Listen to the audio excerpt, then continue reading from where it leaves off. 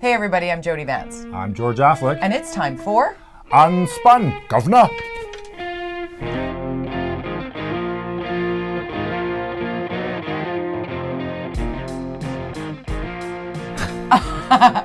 You are good. Huh? That's 55 times that you've caught me by surprise with the intro. I'm going to assume that you're referencing our new neighbors, our best friends. Well, I'm wearing a tie today and a vest.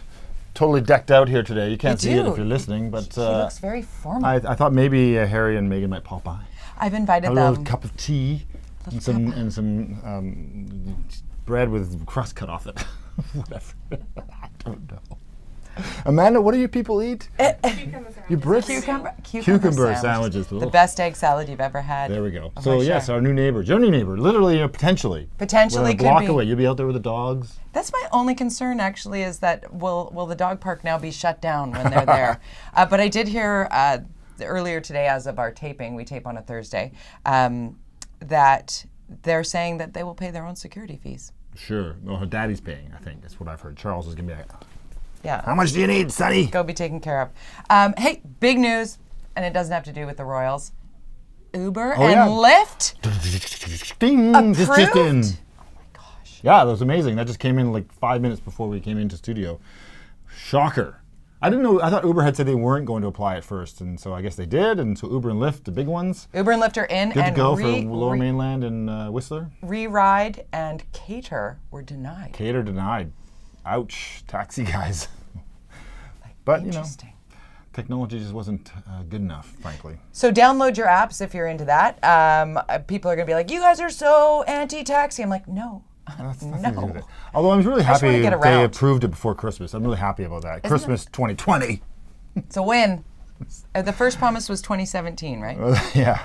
Oh, man. Election promise, probably. Yeah. I have to get a little something off my chest. Oh, God. Okay. I don't know if you follow me on Twitter, at Jody Vance. Of course you follow George. George _ Affleck on Twitter. You should also follow Jordan Bateman. If you want. Well, you should now. Prepare yourself. Well, no, there's like a whole thread apologizing to me on his Twitter. Oh, that's good. Oh, yes. He did a no-no. He did a tisk to you. Do your homework, Jordan. BC Poly Hot Stove, which I always listen to and or watch. I usually watch it, to be honest. Well, you can't miss. You don't. If you watch it, you've got McLean with his Mickey Mouse ears, which we love that. Before. We love you, How's McLean. it going, McLean? You okay? That was totally him, not me. I just would like to point out, for those, that's kind of an inside thing here, other than the fact that it was during the snow day last week, where I was filling in on the Simi Sarah show, and I did a hot question of the day about snow tires being made mandatory, because Charles Gauthier had tweeted about it, and I was like, oh, hell no. I mean, think about it. People that are like living on the threadbare affordability crisis, housing crisis budget, you're going to now make it mandatory that they go out and buy snow tires and have them put on their car between October and April in the city of Vancouver? Come on. How about we park our cars the 4 days there's snow on the ground? Well, you know, FYI, they are mandatory in Vancouver. We proved that when I was there. At least the ones with little snow signal, right. Sort of the all-weather ones. Yes. You have to have the all-season ones, or don't drive. So you can get ticketed currently in Vancouver if you don't have those. Which makes total sense, yes. George. But buses, of course, don't have them, though. They don't have snow tires. Well, Jordan threw me under the bus, so let's go to buses. You're not forgiven, Jordan. Okay, just a little bit, because he did say... Because he said how much he loves you at the beginning, so... Whatever, yeah, so he Jordan. teed me up, and then he hit me out of the park. Yes. Get your facts straight. I'm not pro... Look, you're pulling a Jordan there. See pulling a Jordan there. Okay. What else does he do? He does that, and then he does some... Oh, no, he clicks his pen. Okay, I'm done with... I'll apologize to you on Twitter, Jordan. At UnSpun Podcast is where you need to copy us all in. But let's talk about snow stuff, because this was a huge We story. talked about it last week, because we were in the midst of it last week, and I had done this call out saying why it perhaps cannot the metro region look at how we can clean the routes for the buses. I did some more, and so say maybe that could be TransLink, and of course a lot of people saying that's not possible, blah, blah, blah. Anyways, but I did learn some things since then. Okay, One tell of the me. things is that, first of all, I didn't know that snow tires, or all tires on TransLink buses are leased. So the TransLink leases the tires. Leases the tires? Yes, so it's a contract they have. And so it's it's kind of like risk insurance policies where the guys who own these tires all the risk based on certain margins of profit. Right. I'd imagine the wear and tear is significant. Yeah, so they probably do all the math on that, and Right. so the possibility of adding snow tires is, well, the cost would be huge. And so I think what really bugged me last week more than anything was when the message from the city of Vancouver was, well, we didn't see this storm coming. And I'm like, yes, we did. We did. Yes, we did. We totally saw it I coming. just feel like if you know it's gonna hit the storm, as it were, to put all puns together. Yeah. Just be honest and say, okay, everybody, it's going to be terrible the next couple, and we're not going to be able to keep up. And even if you go to cities like Calgary, they don't generally plow as soon as the snow starts falling. There's a process, but just be clear with us and tell us what this is. And isn't it interesting that we saw Newfoundland be hit by a blizzard this past weekend, where there were feet of snow and it was a state of emergency and everything shut down. There were no cars allowed on the road. Like, that's a real snow event. Like, not making a chiropractor appointment. The indoor door memes with the things people had done with their indoors. Oh, it was wild. Yes. But I think what you said right there about getting ahead of it and saying, our citizens, we're going to have a snow event. Mm-hmm. It is going to be, this is what we're going to do for the emergency route. So this is what you do if you need medical help or you need whatever. So everybody who doesn't really need it, for the next couple of days, we need you not to need it. And if you really truly need it, we're going to get you there. Here's the number to call, or here's the action you must take. Like, there was just no sense of leadership ahead of it, and to come out and be like, well, we didn't know it was coming. Yeah, I just find that so hard. Come on. That happened 2 years ago as well. That's what was It the did. argument, and I was very vocal about that, saying we all knew this was going to. You can actually, they can tell you to the minute that it was going to start. Mark Madriga did. Like, it's going to start snowing at 3 o'clock. Yeah. It did. I mean, it's amazing. They can't get the summer weather right generally, but they get the snow right. Right. And the wind, because BC Ferry said as of 3 o'clock this afternoon, we're canceling all sailings so on major don't routes, come and here and they get on did the that ferry. at 10:30 in the morning. So okay, people went, great. Unlike the people who protested in front of the ferries, they gave no warning. Well, at least those protesters weren't hired as actors. Oh yes, that was an interesting little funny thing. I mean, we always, this is the trial, and we always think there's always these rumors about protesters being paid, and I know there are paid ones, and I think the guys who used to protest the fur store on Davie Street, they were apparently paid to be there. But they believed in what they were doing, but they just needed to be paid. But this one was so badly orchestrated. I mean, this is more of who was the casting director in this, really? I don't know. Terrible casting direction, I would say, in this for this cast. Well, they were all embarrassed. They're they holding didn't know signs what they going, oh my were- gosh, we're on international, like They CNN's thought the reporters here. were actors too, though. Yeah, no. They thought they were thinking it was a whole movie. And so they were being asked these questions, saying, oh, we have lines in this movie. I don't know what they were Can thinking, you even but... imagine? I can't imagine. $150 apparently. Yeah, well, when I was at university, somebody offered me $150 to do something for an hour.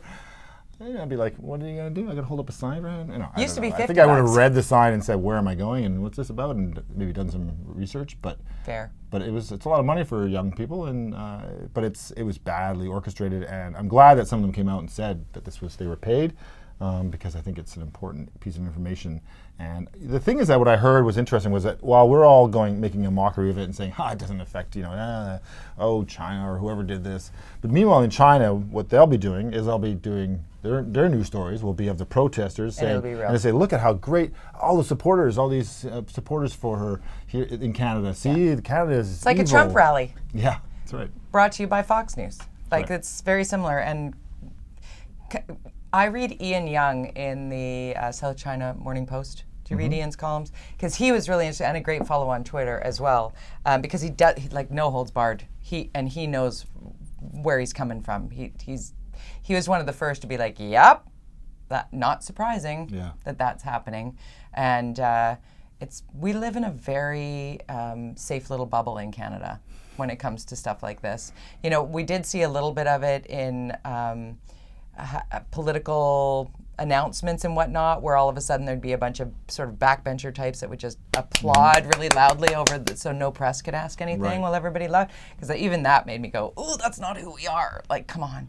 So, I mean, I hope this is not a symptom of a greater problem that is going to continue here. I think we've seen stories that are coming out of China that there is this whole department that is focused on international manipulation of the message in media. It's a whole department for it. I don't like that. That's almost like a communications department. Like, at Ruth at 43 was bad. Jeez, God. I mean, let's talk a little bit about City Hall. Yes, there's still people in Oppenheimer Park camping. Shocker. Here's your update. And then Through the snow event, guys. Yes, they made it. Now they're making it through the worst rain ever. They're committed to living in that park.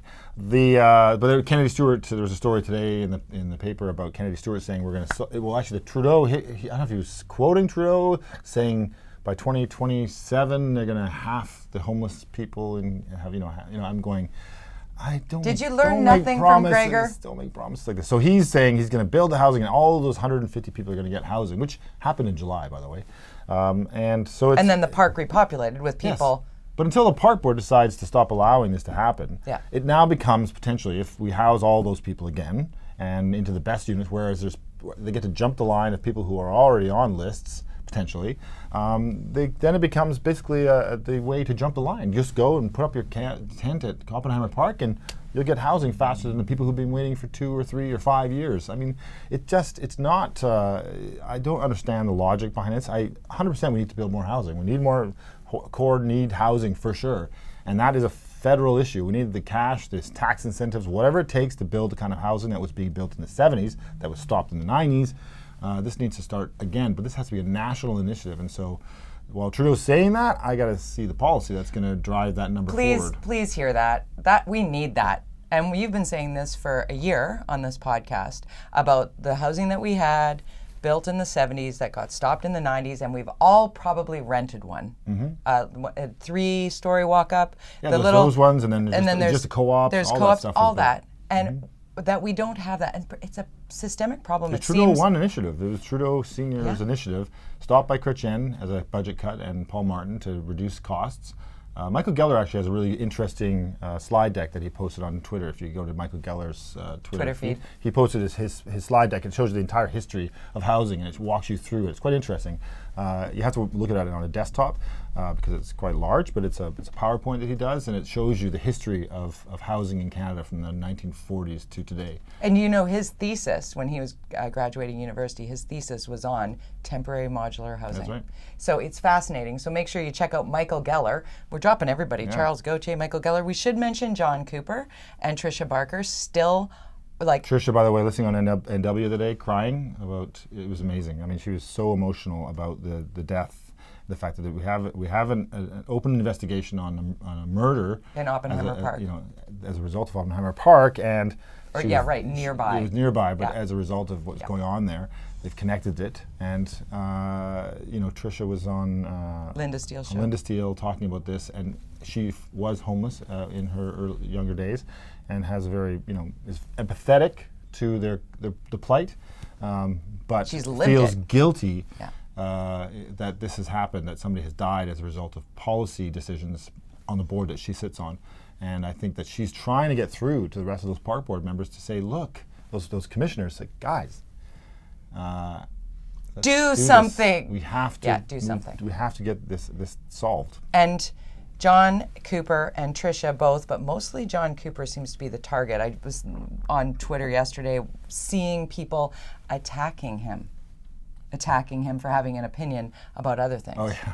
And it's just like, okay, calm down. And it's the same, you know who you are. I think he waded into the bike lane debate. So you know what? He did. He had an opinion on Granville Street Bridge because the Westside Bridge idea plan is the one that was approved. It's gonna. I believe I've always supported that. The bike lane on Granville Bridge is the one bike lane I always thought this one makes sense because it's like a highway on there and there's lots of lanes.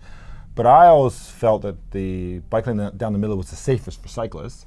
Now they've chosen this west side route, and you have basically now bikes and pedestrians have to cross over twice.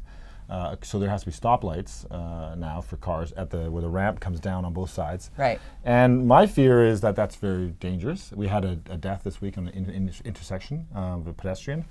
My concern is anytime you put an intersection, it risks people's 100%. lives. Drivers can zoom through those, but it also creates a bottleneck. Traffic will now be stopping on the bridge to get through the light. Where it used to be more of a highway. Yes. Well, before with the bike lane down the middle, the cars still could have gone down the right and to the up from the left on the bridge, so the ramps would still be open, and there would be a safe route through the middle.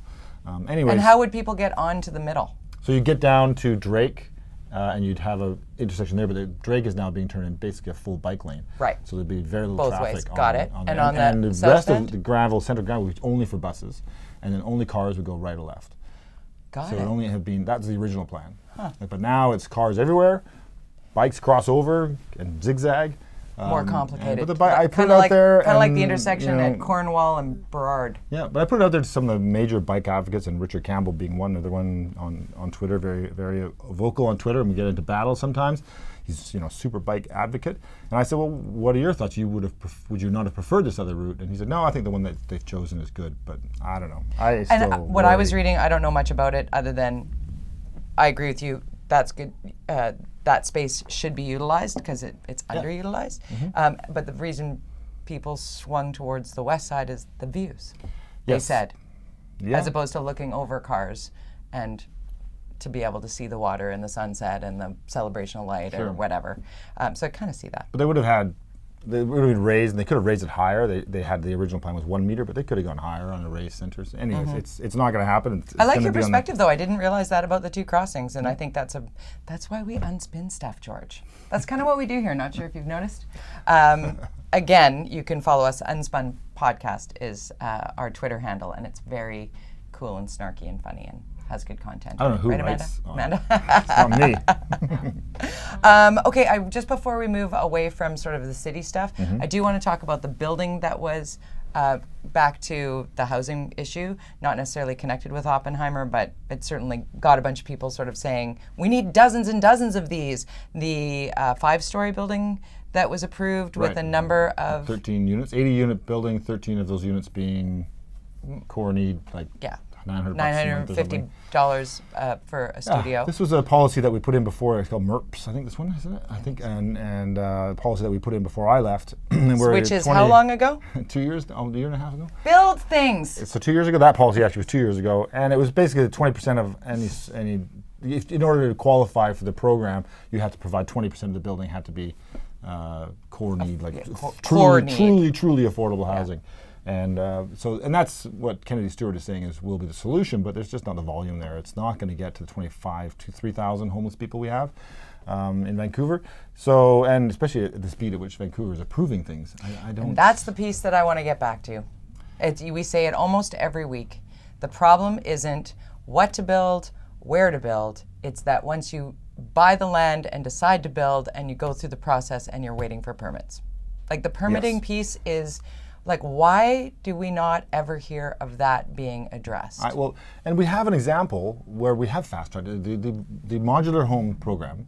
There's no process. We proved in a public hearing saying that is exempt from any process, basically. So we just choose a site and we build them, and within 6 months these things are built. That's amazing. But they're built on temporary sites. Fine. And so that is and obviously in some neighborhoods really concerning. But as they have proven to be, there's no problem. There hasn't been any problems in those neighborhoods. It's worked out. I remember the Caresdale-Shaughnessy spot, because I interviewed the kids from the school. Marpool. So it's kind of like on the border of, because there's a school right there. And I ended up having a number of the grade 11 and 12 students come in as modular, like advocates for this going in next to their school. It's like, come on, people, we're not scared. And it's just the not in my backyarders, the NIMBYs around there, they were just like, oh no, it'll be the end of days. And it's not the end of days, and the people that live there are great, and they're part of your community, and they're citizens of this city, and we should house them and us. Yeah, absolutely. And for me as a politician at that time when that was introduced, and it was a policy that we decided upon, and I was getting pressured as the person that would be perceived to be somebody who would jump on the bandwagon of the people that would not want that. And I said, nope. I said, I think it's really important that this is, first of all, it's temporary, so if it doesn't work, we'll move it. Totally. But I think you need to give it a chance. Try. And if the model works and we can show that we can build 20 or 30 units at a time on small sites, then we should expand this potentially, I say, permanently onto the hundreds and hundreds of acres that Vancouver has sitting empty across the city. I mean, if we can put these kinds of things on somewhat permanent sites in a smaller scale, why aren't we? The policy is in place now to do this. Now, the money's not there to get these units, but there's no reason why you can't look at the private sector to fund this. There's lots of ways. In fact, the city has lots of cash in their capital budget. They don't buy it, use it for building homes. They're using it for the process. They're talking partnerships and all that stuff. But we have a policy in place, and I think there's money to be had to build more of these units. And I would challenge the mayor and council to start looking at those at the temporary modular homes as the model, with the policy that already exists to fast track, get those built faster on smaller sites, really small sites, six units. Why not 6 units on a site? Why does it have to be 30 or 40? Exactly. So. Amen, George Affleck. Amen. Let's take this clip and spread it around. No, just people. Ugh. Like a virus. Like a virus. Oh, jeez. That was the most horrible transition I could. Yeah, well, the coronavirus. That's my article this week, in the middle. Yes. And you were actually in Ontario as well, because my story is experiencing SARS. Yeah. Right. So I lived there and worked in Scarborough, right down the street from Scarborough Grace Hospital, which is where the super spreader infected one woman, an elderly woman who came back to Scarborough, Ontario with SARS, died in her home, and unknowingly had infected her son. Her son watched her die at home, so when he started showing symptoms, he went to the hospital. Boom, SARS outbreak, and it was right down the street. So while I'm not saying that that's what coronavirus is, it's kind of similar, guys. And I did talk to a vaccinologist. Oh, yeah? So Dr. Peter J. Hotez, who I've spoken to numerous times about. He's very learned. I mean, he went to Yale. He's like the dean of medicine at Baylor. He's a rare vaccinologist. He's a researcher. One of his adult daughters now has autism, and he wrote a book, No Vaccines Did Not Give Rachel Autism. Like, he's all that. Right. And so we've talked a lot about the anti-vax movement and the underside of that. And so when I first started hearing about coronavirus, I thought, well, maybe I'll ask Dr. Hotez. And it turns out his team actually worked on and developed the SARS vaccine. So he was kind of looking at this, and go see my article for his quote. How about that? And they think it's going to take a year to do It could take up to a year. It depends on how this virus mutates. If it's similar to SARS, maybe sooner. But his words were, "We need to accelerate this."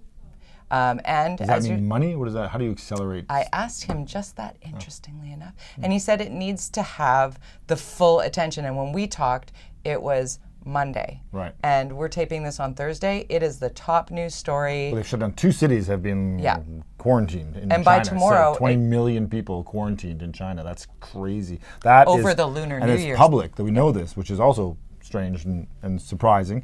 It means that China's in major scare mode here. But they were really reprimanded globally for trying to keep SARS under the radar. Right. And that's what allowed it to go, which is the upside of this, is there are systems in place that are the things that are created to contain an outbreak, because this is an outbreak, but is it as severe as SARS? From what I've been told from scientists and specialists, not at this point, because when we were in Ontario during the SARS outbreak, I remember the news story was every respirator in the GTA is being used right now. Wow. Every single one. I just remember, because we were doing an environmental conference there that we were doing the marketing for, and we decided, it was a big decision, it was a huge conference, and we said, well, do we pull the plug, do we do it?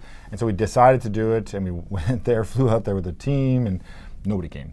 Nobody came. We were there, ready to roll, but it was just, the whole city was, as you know, it was a ghost so town. Bizarre. But what was really good was beer was free. They said free beer. Free come beer out. At all the bars. So we were, I was younger. It was 20 years ago. Yeah, it was 2003. And so I'm not going to get SARS. I like free beer. So. You know what Jim Van Horn and I did? We stayed out all night, and it was a rough day at the conference. The next day. But Jim Van Horn and I, because we were co-hosting on Sportsnet News in the evening, we were doing the national show together, and it had been such a ghost town, and in particular in Chinatown, in Scarborough, which is the sort of touristy Chinatown that you'd see on Spadina, but north of the city. And it was just, nobody had been anywhere, and businesses were dying. Yeah, that's why the beer thing. Right? Everywhere. So we went to a Chinese restaurant that was probably seats 150 people. We were the only people there. Wow, yeah. And we sat down and we ordered dinner and we had dinner. And that was like, it's got to start somewhere, and we got to talk about it. And then, a few months later, we're at SARS Fest at Downsview with 450,000 of our closest friends. Like, these things pass. We just need to be diligent. Mm-hmm. So on the coronavirus, from what I've learned in talking to my learned friends, wash hands, Don't even do the sneeze into your sleeve because that just makes your sleeve germy. You actually want to carry Kleenex and throw it away. If this grows, these are the things. Wash hands, wash my hands. grandmother and tuck it up my sleeve. Tuck it your sleeve. But if you shake hands with somebody, don't touch your face. You got to wash your hands before you touch your face. So if you touch things, don't touch your face because the virus doesn't fly. It has to get into your body. Right. Through one of these parts. Yes. Like I'm pointing at my eyes and my nose and my mouth. Right. Unlike measles, though, measles floats in the air too. That's why it's so. Why are you scaring me? I'm sorry. It's like an episode of Outbreak here. Before we go, I know we usually end on what the column is on the middle, but I wanted to ask you about Gregor's new job. He's got a new job. Gregor Robertson VP has a new of job. Something of business development or something for a concrete company. I've heard of this company. They do environmentally conscious. It's a new kind of way to do concrete, and it's better for the environment. And it's interesting. It's surprising. I mean, I think it's obviously not the most glamorous position in the world. He was kind of working with the UN. I guess he's not doing that anymore. I'm not sure. It wasn't clear in the articles that I've seen. You know, I find it, people are slamming him. I'm like, come on, cut the guy. It's like he's retired now. Give him a job. He's got to make a living. He can have a job. And, it's pretty, job. It's fine. And it's kind of like donuts. He's probably a part donuts? owner. And it's donuts. Yeah, the Trudeau donuts. I mean, he bought local donuts. What's the problem? There's no problem. Tim Hortons is no longer local. I was like, I'm not even going to like a tweet that has, except for donut puns. I was like, this story's got all kinds of holes in it. Yeah. But the people that were freaking out that he didn't go to Tim Hortons, come on. Tim Hortons is owned by a conglomerate in South America, I think, or something, Brazil, isn't it? Yeah. Anyways, Conservative Party, what's going to go on there? Oh, right. Okay. Because Peter MacKay is to lose now. I mean, it's basically Ron is gone. Because she had to say it officially for the 17th time. Yes. Charade, that was gone. And it looks like, Peter MacKay? The one guy, the LGBTQ interview, a guy saying that homosexuality is a choice. Like, why? Why are you saying these things? Hopefully it's hard to be a conservative when leadership's like that. He was a senior staffer with the Conservatives, so I don't know. And it's good that MacKay came out right away and said that is not the country I know, the way I believe. So it was good for him. There you go. So yeah, it's going to be an interesting few months, and then we have lots of rumors about an election. There's lots of paid tweets going out there by the provincial government that are really kind of like propaganda. I noticed recently they're sponsored tweets. That's usually a sign when they start ramping up the spending on all their great things they're doing as a government before they drop the writ. They spend a lot of money on advertising. Right. This is what we do. To tell how great they are. This is what we're doing. Yeah. And so I think we're close to I think they must be doing the math going, we've got a budget coming out. It's not going to be good news. They might try to find a way to fudge it budget to see if they can get a balanced budget. Did you hear, sorry, I'm throwing this one at you at the very end because we got to wrap up to stay under our 30 minutes. Keith Baldry got that leaked memo from the BCTF. Apparently the possibility of rotating strikes coming. Oh, really? Yeah. Yeah, so Keith Baldry will keep us posted on that. But we got to wrap up because we're out of time. What?